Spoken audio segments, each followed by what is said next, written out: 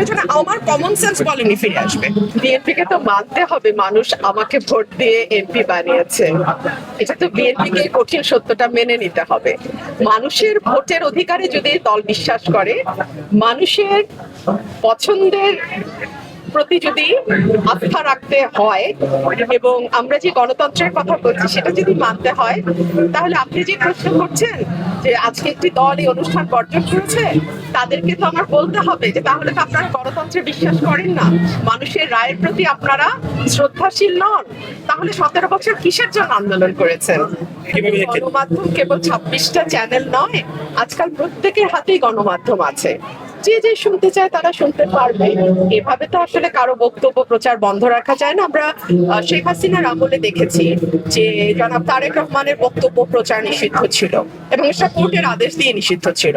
সেটা যদি গণতন্ত্র না হয় তাহলে এটাই বা কি করে গণতন্ত্র হয়? এটা দেশের আইন শৃঙ্খলার যে নাজুক পরিস্থিতি সেটাকে ইন্ডিকেট করে, দলগুলোর যে তাদের সংগঠনের উপরে কোনো রকম কোনো কন্ট্রোল নাই সেটা ইঙ্গিত করে, এবং দিন শেষে আবারও যে আমরা পুরনো রাজনীতিতেই ফিরে যাচ্ছি বা ফিরে গেছি সেটা ইঙ্গিত করে। আগে উনি বক্তব্য দেন, বোঝা যাবে কি প্রভাব পড়ছে।